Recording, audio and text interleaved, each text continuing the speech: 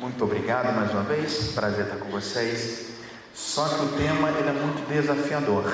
Se você puder anotar o máximo de informação, você fica à vontade, tá bom? Acredito que hoje não vai dar tempo, mas amanhã nós vamos abrir para um momento de perguntas e respostas. Se você tem uma pergunta, uma dúvida que surgiu hoje, guarda para amanhã e nós vamos ter um momento aí bem interessante sobre perguntas e respostas. Como eu falei, o tema que nós vamos estar trabalhando aqui é basicamente sobre esse livro, o discípulo autêntico. Deixa eu falar um pouco sobre a importância de compreender o discipulado, tá? Talvez o maior desafio da igreja em nosso tempo é exatamente compreender o que é o discipulado. Tá? Existem muitas igrejas no Brasil, a maioria das igrejas históricas tem uma dificuldade de compreensão sobre o porquê discipular. Alguns alunos meus de algumas igrejas um pouco mais históricas, eles sempre fazem uma pergunta quando nós entramos na matéria sobre a teologia bíblica do discipulado. Eles sempre fazem uma pergunta: por que até 10 anos atrás, até 20 anos atrás, não se ouvia falar nesta ideia de discipulado e discipular?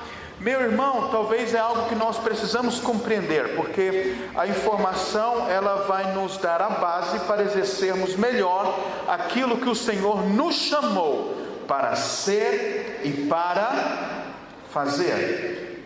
Então a informação é fundamental para que possamos ser servos melhores, para que possamos ser discípulos melhores, para que possamos ser discipuladores melhores. Vamos lá. Durante muitos anos, os olhos do mundo, escute bem o que eu vou falar para vocês. Os olhos do mundo se voltaram para o continente europeu. Nesse período onde os olhos de todo mundo estavam voltados para o continente europeu, foi exatamente quando ocorreu grandes avivamentos. Deus rasgou os céus do continente europeu e houve ali avivamentos tremendos. Deus usou homens de uma forma tremenda e as igrejas começaram a crescer de uma forma extraordinária, como nunca antes. Escute, Deus usou homens como, por exemplo, John Wesley. John Wesley foi alguém que percorreu mais ou menos, irmãos, 660 mil quilômetros pregando a palavra de Deus, e às vezes ele pregava até 10 vezes por dia. Isso corresponde, irmãos, a mais ou menos 3 voltas ao mundo. Foi o percurso que John Wesley percorreu para pregar o Evangelho durante todo o seu ministério. E Deus usou grandes homens de Deus no continente europeu. Por exemplo, tinha um outro homem que era amigo de Wesley, que chamava-se George Whitefield. Este homem, irmãos, ele tinha uma sensibilidade espiritual e ele era usado por Deus de uma maneira tão extraordinária, tão específica. Para que você tenha ideia, ele subia numa pequena plataforma de madeira que ele havia construído com suas próprias mãos, e multidões de até 10 mil pessoas se juntavam para ouvir Whitefield, para ouvir as pregações de Whitefield. Agora, o mais curioso é que ele não usava nenhum tipo de equipamento de som. Entretanto, os livros compartilham que a voz de Whitefield podia ser ouvida por famílias inteiras a uma distância de 1 quilômetro. Consegue imaginar o que eu estou falando, irmãos? A distância de 1 quilômetro, famílias inteiras em suas casas ouviam aquela voz, eles não sabiam de onde vinham aquela voz. E aí de repente essas pessoas começavam a sair de suas casas e começavam a procurar de onde vinha essa voz? Quem é esse Jesus que essa voz está falando? Queridos, é como se o Espírito Santo pegasse a voz de Whitefield e levasse as pessoas a 1 quilômetro de distância, e lá famílias inteiras se entregavam a Cristo. Queridos, na Europa também, Deus levantou homens como Jonathan Edwards. Ele tinha um hábito de orar 13 horas todos os dias. Ele fez um daqueles famosos sermões, um dos seus famosos sermões foi aquele Pecadores na mão de um Deus irado. Quando ele ministrou esse sermão, as pessoas começaram a se agarrar nas colunas do templo, porque achavam que o chão ia se abrir e elas iriam para o inferno. As pessoas se desesperavam, clamando pela presença do Senhor. E Deus levantou outros grandes homens de Deus no continente europeu. Deus derramou avivamentos tremendos que resultou no crescimento da igreja. Por exemplo, na época dos avivamentos de John Wesley, a Inglaterra chegou a ter 40% de todo o seu país evangélico. 40%. Havia lá no século XVIII a maior igreja do mundo na época, de Charles Spurgeon. Era 20 mil pessoas se reuniam todos os dias para ouvir Spurgeon pregar. E havia outros grandes homens de Deus. Quando Deus começou a usar Dwight Lyman Moody lá na Inglaterra, irmãos, durante todo o seu ministério, mais de 1 milhão de pessoas foram entregues a Cristo por intermédio dele. Temos também a história de Finney, o avivamento morável. Enfim, os olhos do mundo se voltaram para o continente europeu quando a igreja se despertou e houve esses avivamentos, e igrejas cresceram, e vidas foram transformadas, e sociedades inteiras, nações inteiras foram diretamente influenciadas por aquilo que Deus estava fazendo por intermédio da igreja na Europa. Agora, hoje, se você for à Europa, você não vai ver nem sequer as cinzas do que Deus fez naquele continente através desses grandes homens. Virou simplesmente história. Se você for, por exemplo, o primeiro culto evangélico que houve em solo brasileiro foi em 1514, que quando Calvino enviou alguns missionários franceses para o Brasil, 1514. Então João Calvino, quando se levantou, o grande reformador Calvino se levantou, ele se levantou com a proposta de levar Cristo, tornar Cristo conhecido a todas as nações. Então ele enviou missionários para várias partes do mundo. Mas se você for lá hoje, na Suíça, eu morei em Lausanne, 40 minutos próximo de Genebra. E se você for lá em Genebra, no templo de Saint-Pierre, você vai ver um grande templo, uma grande estrutura, mas que simplesmente virou museu. Se você for à Inglaterra, a Londres, e visitar as congregações de Wesley, a escola onde ele lecionava, você vai ver que tudo virou museu. A igreja metropolitana em Londres, onde foi a maior igreja do mundo no século XVIII, simplesmente, irmãos, virou história. E o continente europeu hoje está literalmente dormindo espiritualmente. Aquele continente que um dia foi um lugar que enviou missionários para todo o mundo, hoje virou um campo missionário. Então o continente europeu está dormindo espiritualmente. Escute, eu costumo dizer que o Espírito Santo ele funciona como uma nuvem, e essa nuvem vai caminhando de lugar em lugar, procurando um povo sedento, um povo onde ele possa usar. E aí, queridos, em 1906, 1907, havia um grupo de pessoas sedentas nos Estados Unidos. Havia um homem chamado William Joseph Seymour. Ele foi diretamente influenciado depois que ele recebeu informações numa escola bíblica sobre Atos dos Apóstolos, de um pastor chamado Parham, Charles Parham, onde ele compreendeu que o batismo com o Espírito Santo poderia vir, e junto com esse batismo, dons poderiam ser evidenciados, entre eles o dom de línguas. E aí, meus irmãos, ele começou a buscar este dom, ele começou a buscar por este batismo, por esta plenitude do Espírito Santo. E aí, queridos, num dia de 1906, mais ou menos, final de 1906, a glória do Senhor rompeu os céus de Los Angeles, e a chuva de poder do Espírito foi derramada lá numa pequena rua chamada Azusa. E aí, queridos, o avivamento chegou sobre aquela cidade, sobre aquela pequena rua, e começou a influenciar não só Los Angeles, mas como toda a nação americana. E este avivamento começou a trazer uma renovação espiritual à igreja nos Estados Unidos. Este avivamento, irmãos, influenciou de tal maneira que acredita-se que hoje, se hoje nós temos no mundo 750 milhões de evangélicos, 600 milhões de evangélicos no mundo foram diretamente influenciados por esse avivamento da Rua Azusa. Escute, deste avivamento saíram igrejas como a Assembleia de Deus, igrejas do Evangelho Quadrangular. Havia uma congregação Holiness, que era uma congregação muito tradicional, que passou por uma renovação. E aí, queridos, os Estados Unidos provou desse avivamento, desde que ocorreu esse avivamento até o final do século passado. Os Estados Unidos foi um grande celeiro e um grande referencial de crescimento de igrejas para o mundo. No século passado, depois desse avivamento que o Senhor derramou no continente, nos Estados Unidos, os olhos do mundo se voltaram para os Estados Unidos. Deus levantou homens tremendos, como Oral Roberts. Oral Roberts foi o primeiro televangelista, o primeiro homem a falar de Jesus pela televisão. Levantou o Bill Bright, da Cruzada Estudantil, que começou a influenciar jovens universitários em todos os Estados Unidos, em todo o mundo. Deus levantou homens como Billy Graham, que ganhou para Jesus, levou para Cristo mais de 270 milhões de pessoas.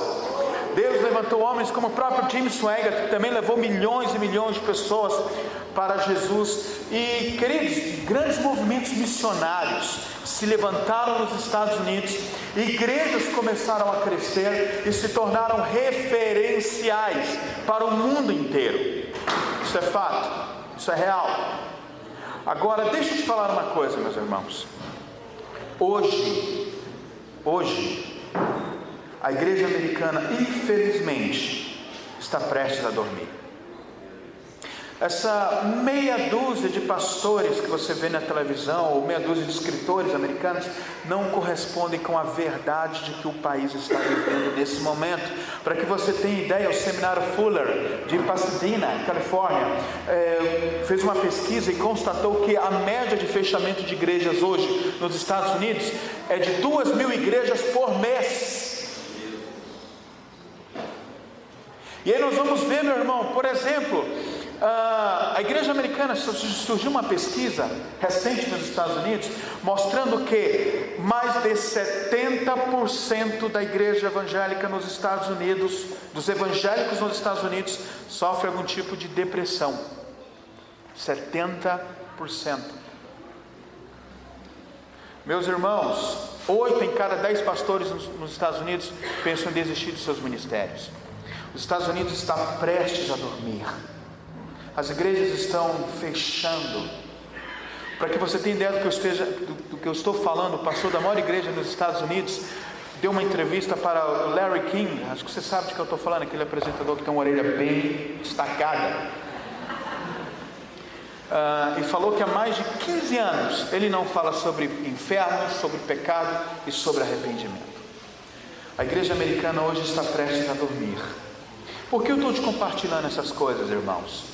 Porque o discipulado ele tem o poder de perpetuar o ministério. Você sabe que você está aqui hoje porque você é resultado daquele discipulado que Jesus fez com os 12? Se aquele discipulado que Jesus fez com aqueles 12, e se os 12 não entendessem a realidade do que é ser um discípulo, você não seria salvo, você não estaria aqui. Aqueles 12 foi discipulando até que você chegou aqui como um discípulo de Jesus. Então você é resultado do discipulado que Jesus fez há mais de 2.000 anos atrás. Então o discipulado, ele tem poder. O discipulado é a ferramenta onde nós temos, é a ferramenta que a igreja tem de manter a chama acesa. O que aconteceu com o continente europeu? Faltou discipulado. Onde estão os discípulos de Wesley, que andou 660 mil quilômetros pregando a palavra do Senhor? Onde estão os discípulos de Whitefield? Onde estão os discípulos de Edwards? Onde estão os discípulos de Spurgeon? Voltando para os Estados Unidos, onde estão os novos Billy Grahams, que marcou o mundo com o poder da pregação do Evangelho? Onde estão os Bill Brights? Onde estão aqueles homens que influenciaram o mundo? Onde estão os novos? Sabe por que nós não vamos conseguir enxergar? Porque o discipulado foi trocado por qualquer outra coisa. E aí o ministério, aquele movimento, aquela chama se apagou. O que nós precisamos entender sobre o discipulado é que o discipulado, ele mantém a chama acesa tempo após tempo. Agora, eu particularmente acredito que nós temos uma chama muito especial sobre a nação brasileira. Pastor David Young Cho, em 1982, numa conferência lá na Argentina, ele se dirigiu a um grupo de brasileiros e foi onde ele falou aquela emblemática profecia que é dita até nos dias atuais. Foi nessa conferência na Argentina que ele disse que o Brasil era como se fosse um leão adormecido, e que quando o mundo acordasse, e que quando o Brasil acordasse, ou esse leão acordasse, o mundo veria a glória de Deus. E eu particularmente acredito que esse leão já está de pé. O Brasil faz parte desse chamado Centro-Sul. Os pesquisadores da área de crescimento da igreja deram esse direcionamento, o Centro-Sul do mundo. Nós vamos pegar ali Guatemala, Brasil, Argentina, Chile, China, e nós vamos perceber que o Brasil faz parte dessa equipe de nações onde a igreja evangélica mais cresce no mundo. Para que você tenha ideia do que eu estou falando, meus irmãos, hoje no Brasil a média de conversões é de 5.000 novos convertidos todos os dias. Imagina, 5.000 novos convertidos todos os dias. Isso é extraordinário. É o que a igreja brasileira vem passando. Então os olhos do mundo, querido, nesse momento estão sobre nós. Agora, o que nós não podemos permitir é que aconteça conosco o que aconteceu na Europa e nos Estados Unidos. Para isso, irmãos, nós precisamos compreender o que é ser discípulo e o que é fazer discípulo. Num dos tópicos desse livro, eu falei algo bem, acho que acabou de não funcionar. Um dos temas que eu trabalho nesse livro é uma frase muito legal que eu quero compartilhar para vocês. Nessa frase eu falo assim, que o discipulado é a força do cristianismo, porque ela tem poder de distribuir ou de reproduzir o estilo de vida de Cristo em outras pessoas. O nosso objetivo, irmãos, como igreja, é sermos iguais a Cristo, é sermos cada vez, obrigado meu irmão, é sermos cada vez mais semelhantes a Cristo. Sabe como nós vamos entender a base teológica da realidade bíblica de ser discípulo? Quando nós entendemos o que é ser igreja. O que é igreja, irmãos? Essa palavra é muito interessante. A etimologia dessa palavra, eclésia, significa chamados para fora. Mas para fora do quê? Muitas pessoas acreditam que esse chamamento para fora é para ser fora do mundo, mesmo para ser fora das quatro paredes. É o que a maioria das pessoas imaginam. Só que é muito mais do que isso. Esse chamado para fora é, na verdade, que a igreja é chamada para fora do mundo, mesmo estando no mundo. Como é que é isso? Nós vamos ver o exemplo disso em João capítulo 17, quando Jesus está orando a Deus acerca dos seus discípulos. Jesus está dizendo assim: Senhor, eu não peço que os tire desse mundo, mas os guarde, porque eles não são deste mundo, como eu também não sou deste mundo. Então a grande proposta bíblica de ser igreja, irmãos, nós estamos nesse mundo, nós temos negócios nesse mundo, nós temos relacionamentos nesse mundo, mas nós não somos deste mundo. Lógico, toda a nossa perspectiva perspectiva de vida, ela vai ser baseada no reino de Deus, e não naquilo que nós somos neste mundo, ou naquilo que nós temos nesse mundo, ou naquilo que nós vemos nesse mundo. É por isso que Paulo nos ensina, lá em 2 Coríntios capítulo 4, exatamente assim. Lá está escrito assim, irmãos: por isso não desanimamos, ainda que o nosso homem exterior se corrompa, contudo o nosso homem interior se renova de dia em dia, porque a nossa leve e momentânea tribulação produz para nós eterno peso de glória acima de toda comparação.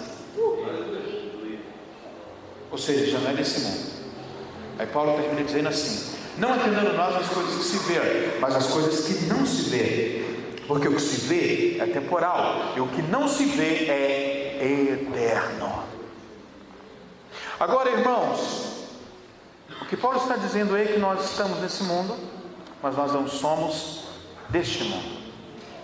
E o que significa o discipulado e qual a sua importância dentro do contexto bíblico? Primeira coisa, nós precisamos entender que o discipulado, ele é o grande plano de Deus para a redenção da humanidade. Nós sabemos que todo homem pecou e foi destituído da glória de Deus. Amém ou não amém? Nós sabemos disso. E aí, queridos, Deus resolveu fazer um Dream Team, o time dos sonhos, o time dos sonhos de Deus. Ele é até melhor do que o São Paulo, esse time. É um grande time. É o time dos sonhos de Deus, irmãos. Escute, o homem caiu, e aí Deus trouxe um plano ao mundo. Existe uma linha teológica calvinista que fala do supralapsarianismo e infralapsarianismo, mas é algo que não tem muito a ver com aquilo que nós vamos dizer aqui. Mas o fato é que Deus, ele planejou um processo de redenção, de reconciliação entre o homem e Deus. Quando o homem caiu, o homem se separou de Deus. O pecado é que faz separação do homem para com Deus. Santificação é um processo também de separação, mas é um processo de separação da nossa carne, do nosso pecado, do nosso mundo, e nos aproxima de Deus. Então santificação é o contrário da prática do pecado. É por isso que sem santificação ninguém verá a Deus. Agora escute, todo homem pecou, e aí entrou em cena o capitão desse time de sucesso de Deus, é Jesus. Cristo, ele veio ao mundo, pagou o preço pela nossa redenção. Esse termo redenção é quando, a ideia desse termo é quando uma pessoa era escrava e foi pagado um preço pela sua liberdade. Então Jesus, ele pagou um preço pela minha e a tua liberdade e nos deu livre acesso ao Pai. Antes nós estávamos separados, estávamos destinados à ira de Deus, como diz lá em Romanos capítulo 5. Porém, o amor de Deus se revelou, sendo nós ainda pecadores, Ele se revelou, Ele nos amou de tal maneira que se entregou e derramou o seu sangue, e hoje nós temos livre acesso a Deus.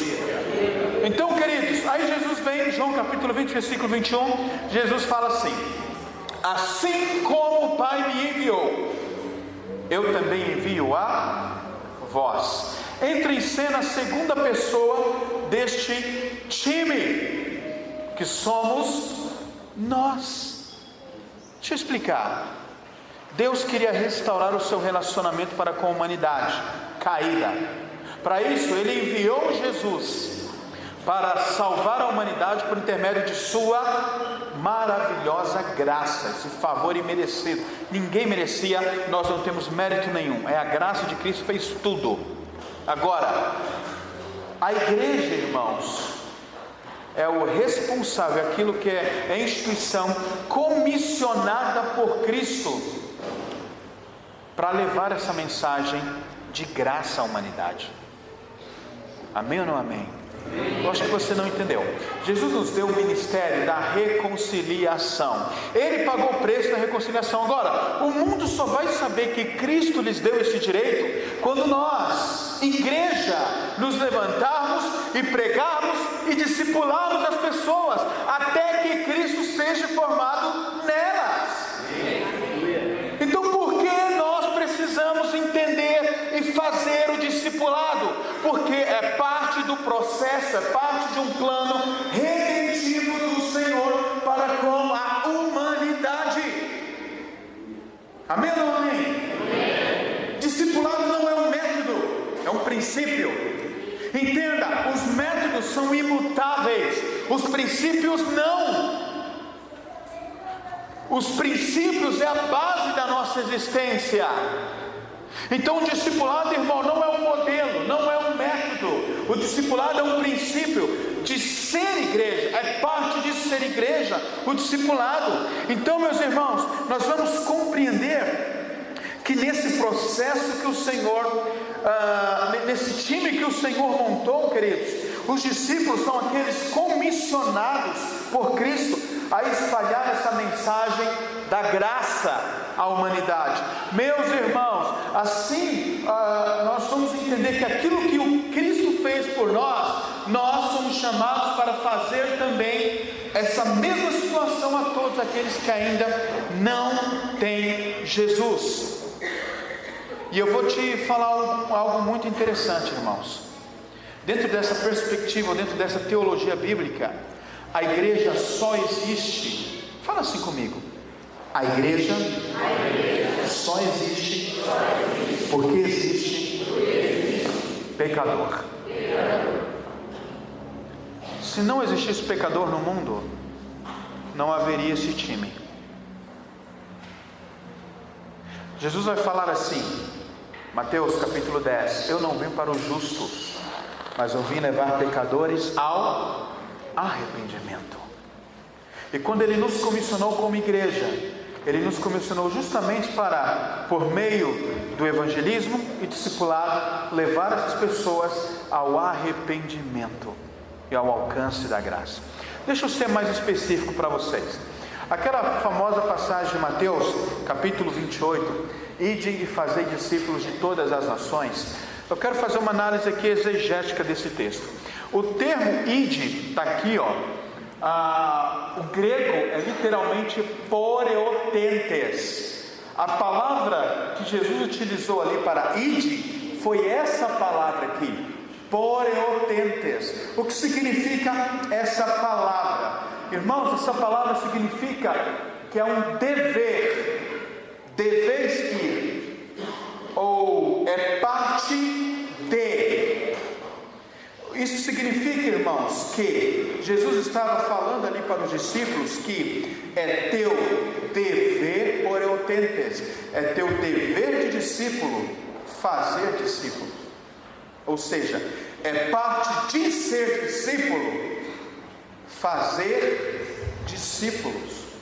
Em outras palavras, o que Jesus estava falando ali era: quem é discípulo faz discípulo.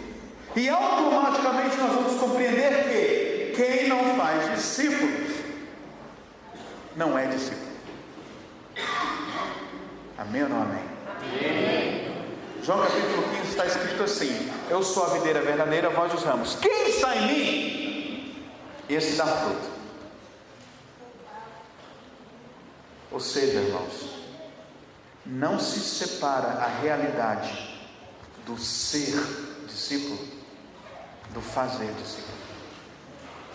Não existe, não é algo paralelo. Escute, não é algo paralelo, é parte de. Quem é, faz. Quem é, faz. Quantos são cheios do Espírito Santo aqui? Deixa eu ver.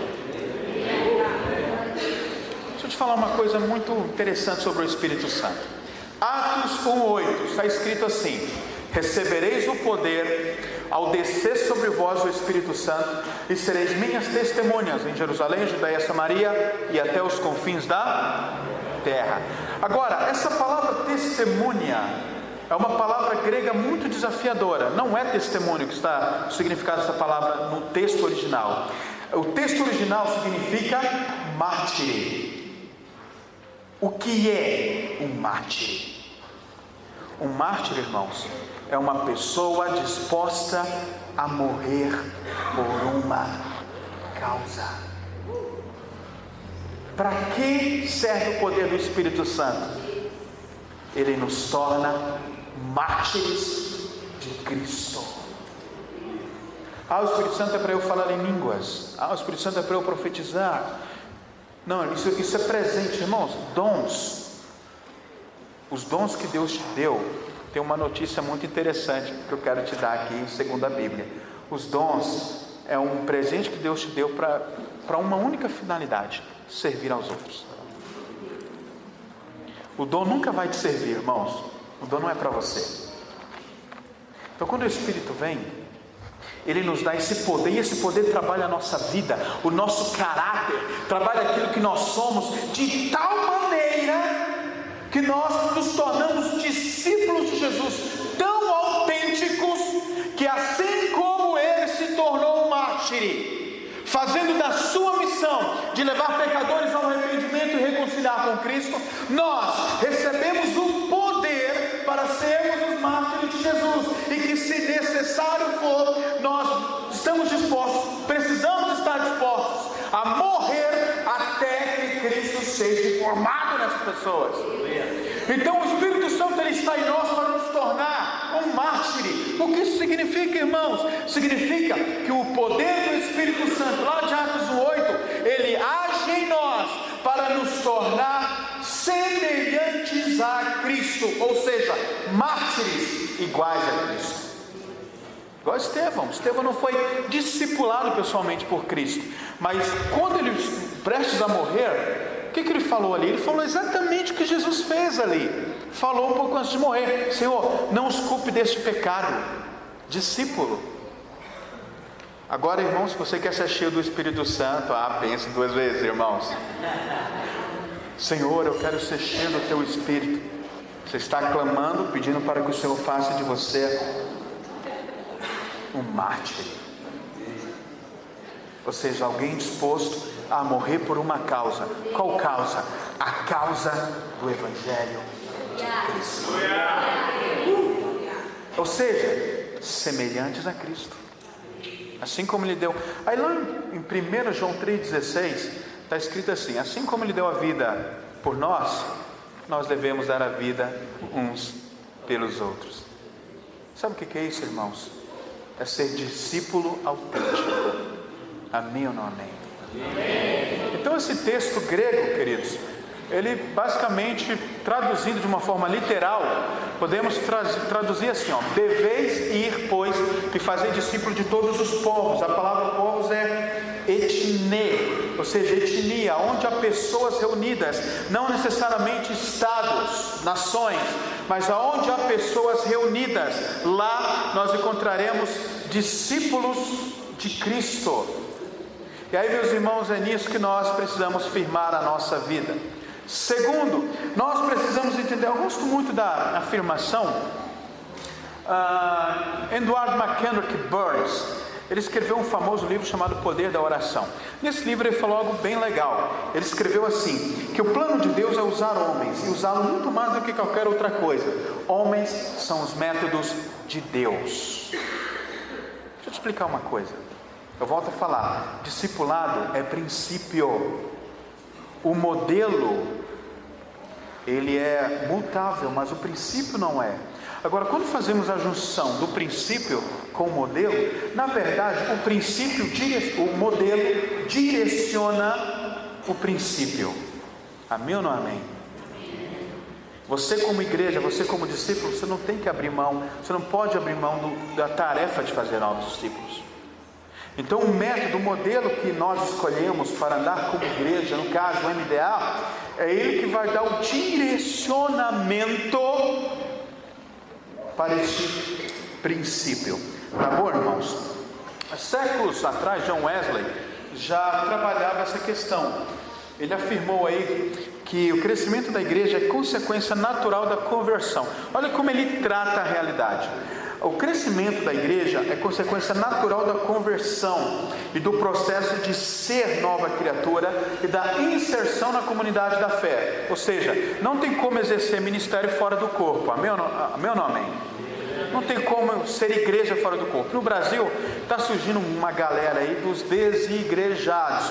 Não vai para a ideia dessa turma aí não, tá, irmãos? A igreja são pessoas, onde eu estou, eu sou igreja. Não, igreja, a Bíblia trata a igreja como corpo. Ninguém é prótese. Nós somos corpo, tá?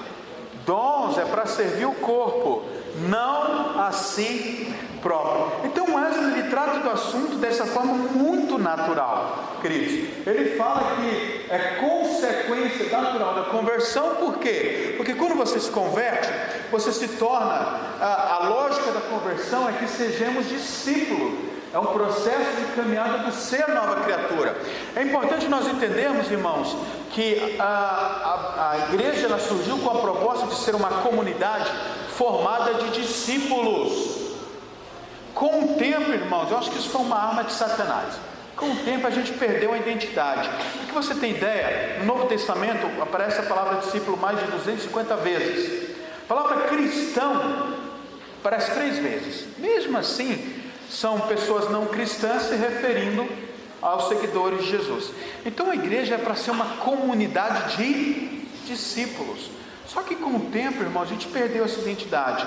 Nós somos presbiterianos, batistas, assembleanos, nós somos metodistas, nós somos calvinistas, nós somos arminianos, mas a gente perdeu essa identidade do ser discípulo. Não, eu sou discípulo de Jesus. Sendo que a grande proposta é que nós sejamos uma comunidade formada de discípulos. E quando nós tratamos dessa maneira, nós vamos entender que o discipulado é a poderosa ferramenta de Deus para o crescimento. Se você quer que sua igreja cresça, discipule. Se você quer que sua célula cresça, discipule. Dr. Daniel Rudi é um especialista em crescimento de igrejas. Tá? Ele fez o seu seminário e está avançando lá. Acho que hoje ele ocupou a cadeira que pertencia ao Dr. Peter Wagner, lá no seminário Fuller de Pasadena. Meus irmãos, olha o que ele disse sobre a relação do crescimento da igreja e formação de novos discípulos. Olha o que ele disse: a transformação de membros em discípulos é um fator importante em congregações crescentes. Quanto mais eficaz é o processo de fazer discípulos, tanto mais pujante é o crescimento da igreja. Meu amigo, pastor Hernandes Dias Lopes, ele teve aí em 2014, 2014, visitando as igrejas da Coreia. E lá ele visitou, olha o que ele disse: eu visitei igrejas de 12 mil, 18 mil, 30 mil, 55 mil, 82 mil e 700 mil membros. Ô meu irmão, ministra essa unção sobre vocês aí, em nome de Jesus. E aí, queridos, ele falou que em todas elas ele viu uma forte ênfase no treinamento de liderança, num Tadel, e no discipulado dos novos convertidos. Meu irmão, surge uma questão aqui, tá? No discipulado dos novos convertidos. Agora pensa comigo, surge aí uma pergunta: quem é a pessoa mais importante da igreja? É o pastor, é o líder, é o ministério de louvor. Queridos, lembra que eu falei para vocês que a igreja existe porque existem pecadores? Se não houvesse pecadores, não haveria necessidade da existência da igreja. Nisso, meu irmão, quem é mais importante na igreja é aquele que chegou agora. Ele que merece toda a sua atenção, ele que merece todos os seus cuidados. É por causa dele que a igreja está aberta. E a gente precisa mudar um pouco o nosso conceito de ser igreja. Meu irmão, se entra naquela porta um pecador, é tão legal que quando um pecador reconhece que sem Jesus Cristo não há nada, o que acontece no céu? Uma festa. Meus irmãos, nós precisamos ser essa igreja. Quando a gente para ver o processo do crescimento bíblico, Nós vamos ver, isso é bem legal, esse quadrinho aí, se quiser estudar, tirar uma foto, anotar, você estudar em casa, é bem legal.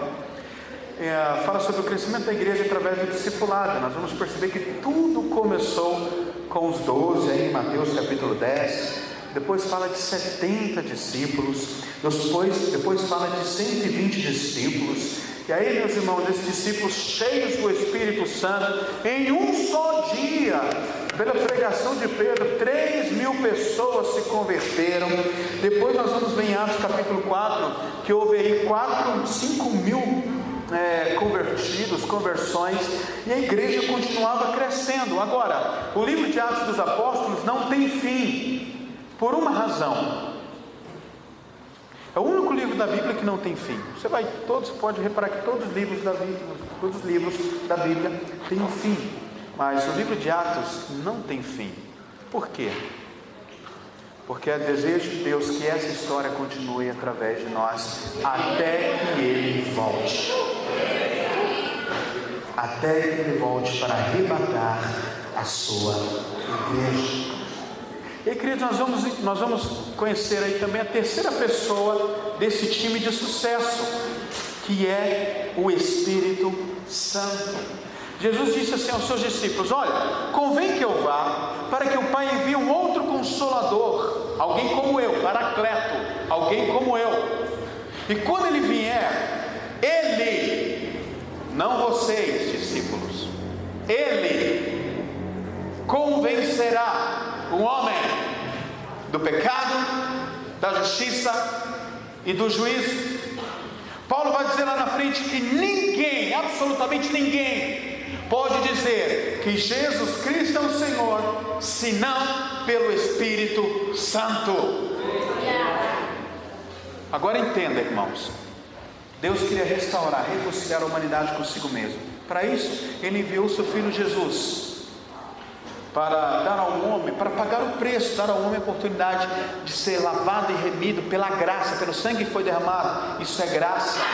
Entra em cena a igreja, irmãos, entra em cena a igreja. O mundo só vai saber que Cristo deu esse direito ao mundo quando a igreja se levantar para evangelizar e para discipular. Amém ou não amém? Agora, quem convence o homem dessa verdade? É o Espírito Santo de Deus. Não somos nós. Você sabe, você erra no teu discipulado quando você acha que é você que convence, mas não é um trabalho teu, é um trabalho do Espírito Santo. Eu quero te dar um conselho, tá? Sou pastor há 12 anos, sou pastor há 12 anos, antes fui missionário, sempre lidei com isso, com meu pai é pastor há mais de 40 anos, então sempre lidei com esse contexto de igreja, de discipulado. Eu quero te falar uma coisa, dentro dessa sua realidade de discipulado, você vai encontrar momentos para falar, mas você vai encontrar momentos que você deve calar para orar.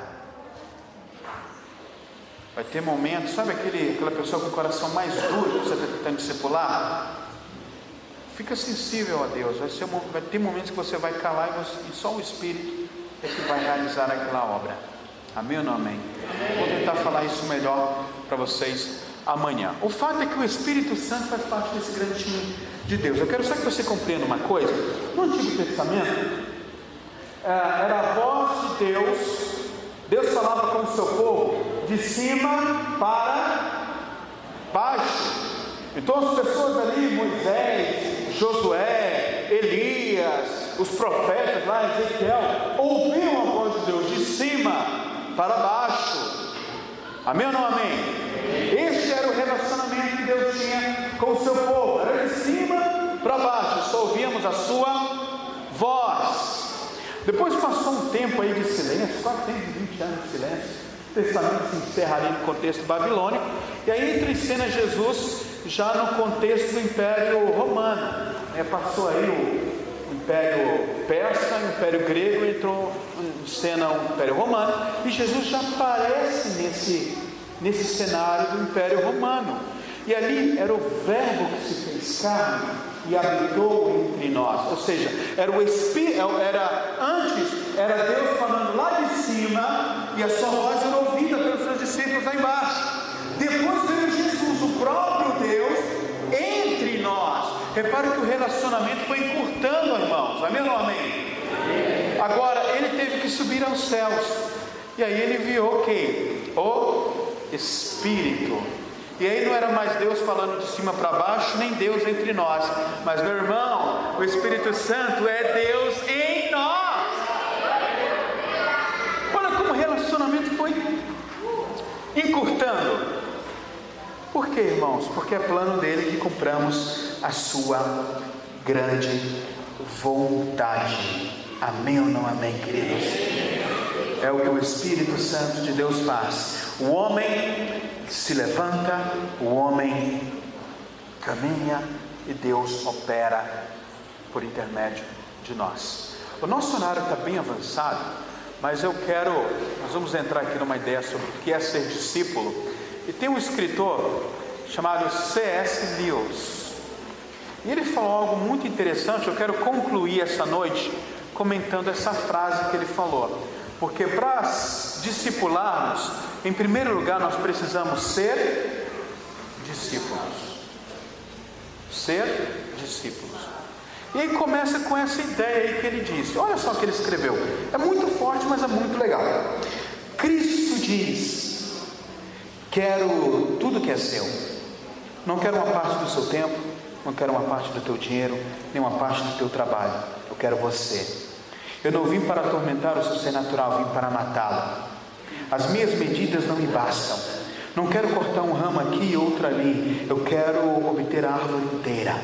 Eu não quero raspar, revestir ou obturar um dente. Eu quero arrancá-lo.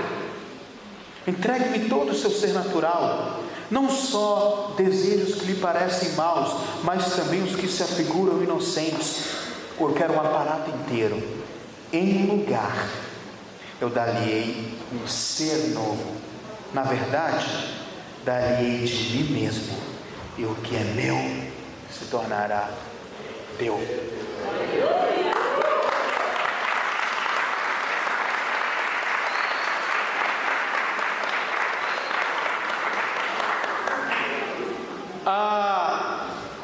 Charles Darwin fala que a evolução do homem é isso daí, né? Que o homem veio de um ancestral comum, né? Tem uns darwinistas meio viajantes que falam que veio da Lucy, né? Aquela macaquinha até bonitinha. Falaram que ela caiu da árvore, né? Com aquele fóssil dela. Então Darwin falou que a evolução do homem seria essa daí. Só que, meus irmãos, a Bíblia fala algo que vai deixar um macaco complexo. O macaco vai ficar muito assustado com essa notícia, irmãos. É que a evolução da vida cristã é assim, ó. Não é igual ao de Darwin. É nós nos rendendo e nos diminuindo. Eu quero encerrar esse momento com o seguinte comentário. Você sabe que avivamento, Dr. Richard Owen Roberts é a maior autoridade no mundo sobre avivamento. Ele tem na sua biblioteca em particular mais de 9.000 títulos de livros e artigos que falam só sobre avivamento. Depois de muitos e muitos anos falando sobre avivamento, ele chegou a uma simples conclusão: que avivamento nada mais é do que o mover extraordinário de Deus por meio de pessoas comuns. Quem é comum aqui? Mas deixa eu te falar o que acontece. Nos avivamentos de John Wesley, esse que eu citei várias vezes aqui na mensagem, Wesley tinha um hábito de fazer uma seguinte oração. Todos os dias ele orava da seguinte forma. Ele dizia: Senhor, eu me lanço ao chão para que o Senhor seja visto em minha vida. Esse grande amigo dele, George Whitefield, ele fazia uma oração diária muito semelhante. Ele falava assim: Senhor, quebra-me para que as pessoas sintam a tua essência em mim. Jonathan Edwards, Ele também orava todos os dias dizendo: Senhor, diminua-me cada dia mais, para que o Teu Espírito seja visto em nós. Evans Roberts, do grande avivamento em Gales, um garoto de 13 anos de idade, ele entendeu a mensagem do Evangelho, queria que Gales passasse por um grande avivamento. Ele buscou esse avivamento durante 13 anos. Durante esse período de clamor, ele fazia uma oração diária dizendo: Senhor, dobra-me, para que o Senhor seja o único a ser visto nesse lugar. William Joseph Seymour, nesse avivamento da Rua Azusa nos Estados Unidos, ele fazia uma oração diária. Ele orava 6 horas, irmãos, com a cabeça dentro de uma caixa de papelão, dizendo: Senhor, eu me escondo para que o Senhor seja o único a ser visto nesse lugar. E aí veio aquele avivamento. Queridos, eu fui missionário, fiz parte de uma junta de missões mundiais por 10 anos. Eu andei boa parte, vários países aqui, 18 países. Nós estivemos em várias conferências de avivamento. E sabe como as pessoas estão clamando por este avivamento? Dizendo: Senhor, levanta-me. Exatamente ao contrário daqueles homens que oravam e o avivamento acontecia. Se você chegar em qualquer parte do mundo: Senhor, levanta-me, levanta essa igreja, me levanta para um grande avivamento. Irmão, o avivamento não está acontecendo. Mas quando havia pessoas que diziam assim: Senhor, dobra-me, quebra-me e derrama a Tua glória, vinham os avivamentos.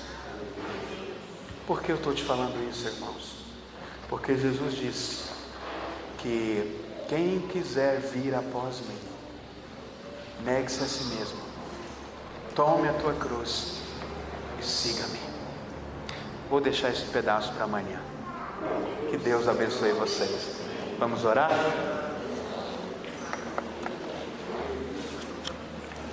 Senhor, nós te amamos, Pai. Como Tu és maravilhoso, como Tu és soberano. Não há outro Deus como o Senhor. Obrigado por essa noite, obrigado por esses irmãos. Obrigado, Senhor, porque o Senhor está conosco. Obrigado pela Tua palavra que não pode falhar. Nós te amamos e queremos ser cada vez mais semelhante a Ti. Ajuda-nos a sermos semelhantes a Ti, para entendermos, meu Deus, tudo isso, toda essa proposta bíblica de ser discípulo, de fazer discípulos e de sermos iguais a Ti. Venha com Tua verdade sobre nós. Nós nos rendemos e Te amamos. Amém.